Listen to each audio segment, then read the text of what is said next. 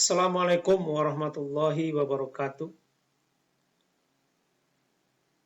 Bertemu kembali Bapak-Bapak peserta PJJ, pelatihan jarak jauh, karya tulis ilmiah penghulu. Pada kesempatan ini kita akan mencoba membahas tentang sistematika penulisan karya tulis ilmiah.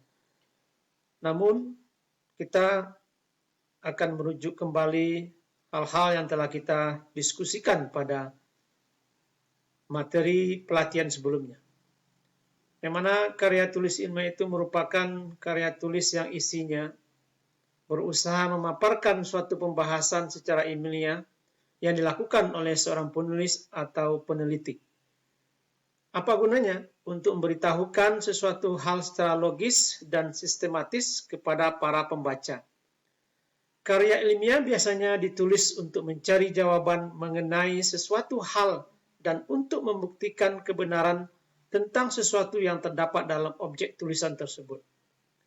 Sehingga bisa kita pahami dan bisa kita lihat dalam kehidupan sehari-hari kita, jenis karya tulis ilmiah itu diantaranya berupa makalah, skripsi, tesis, disertasi, dan laporan penelitian. Para peserta pelatihan jarak jauh, karya tulis ilmiah penghulu yang saya banggakan. Tetap semangat untuk menggapai sesuatu yang kita inginkan. Nah, pada umumnya, prinsip-prinsip yang mendasari penulisan karya tulis ilmiah itu, dia bersifat objektif, prosedural, dan rasional. Objektif yaitu setiap pernyataan itu harus didasarkan kepada data dan fakta yang ada. Secara prosedur, dia penyimpulannya dan penemuannya itu melalui penalaran induktif dan deduktif. Rasional dalam pembahasan data.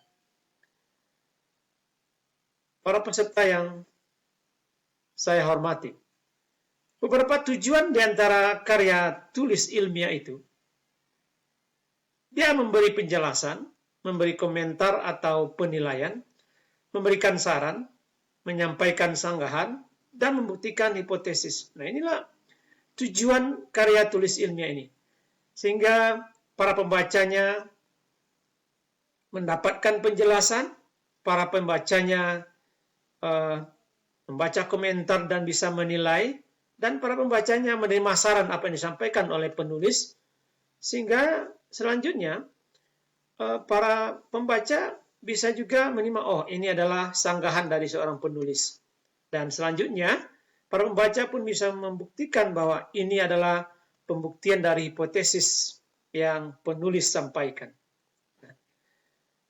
Para peserta pelatihan jarak jauh yang penuh semangat, secara garis besar, karya tulis ilmiah oleh Arifin, ya, dinyatakan dalam bentuk paper atau karya tulis, berisi ringkasan atau resume dari suatu mata kuliah tertentu atau ringkasan dari suatu ceramah yang diberikan oleh dosen kepada mahasiswa. Nah, ini pendapat beberapa ahli yang termuat pada jenis-jenis karya tulis ilmiah. Nah, ada juga yang mengistilahkannya praskripsi. Ini adalah karya tulis ilmiah yang merupakan prasyarat akademik bagi teman-teman atau mahasiswa yang diploma 3. Selanjutnya adalah skripsi. Skripsi, sang penulis hanya mengacu dan menggunakan teori-teori tersebut dalam bentuk kerangka pemikiran yang sama untuk menjawab masalah penelitian atau menguji hipotesisnya.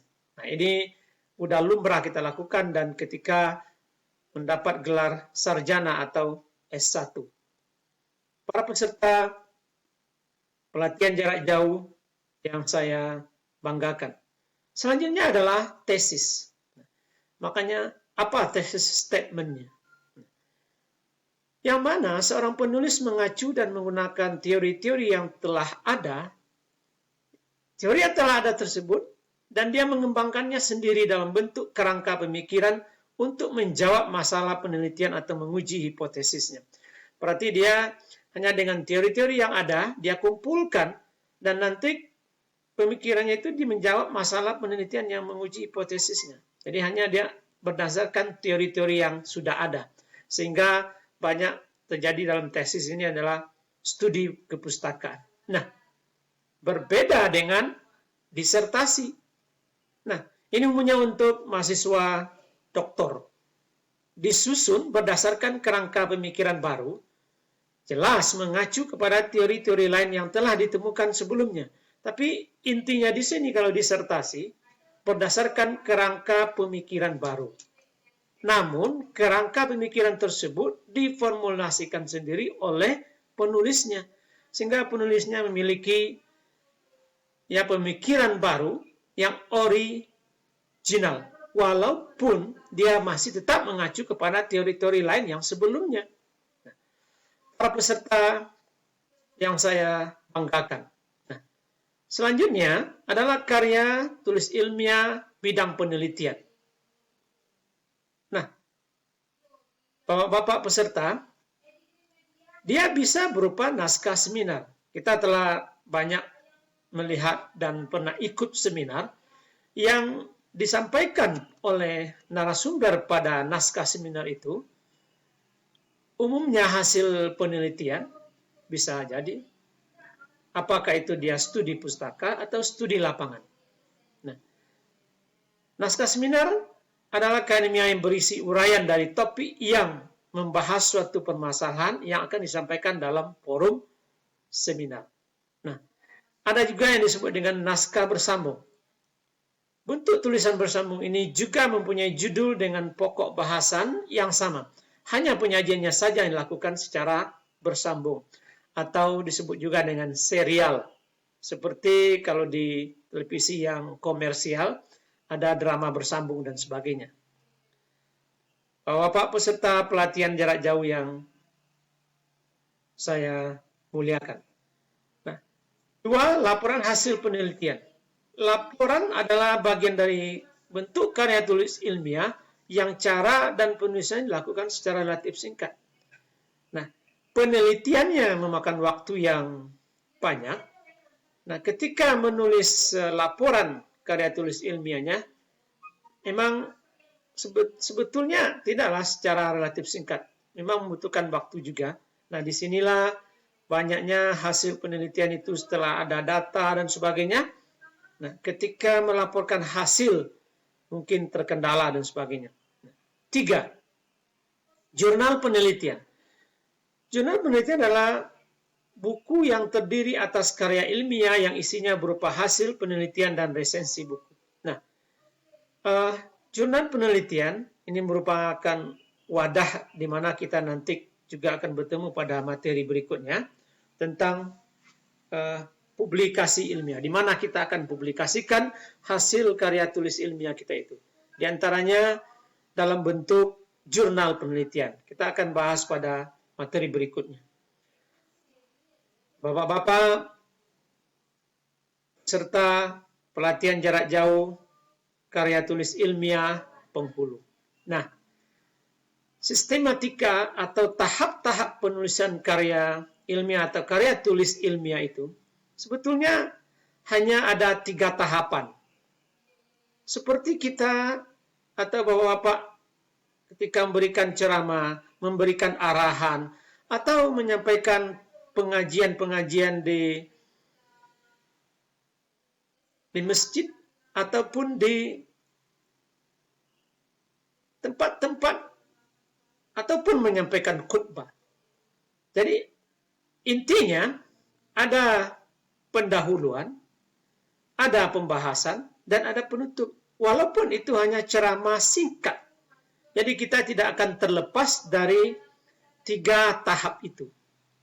Nah, saya ulangi, kita tidak akan terlepas dari 3 tahap tersebut. Tahap awal, inti, akhir. Atau tahap pembuka, tahap pembahasan, tahap penutup. Ya, atau kita sebut juga dengan tahap pendahuluan, pembahasan, dan kesimpulan.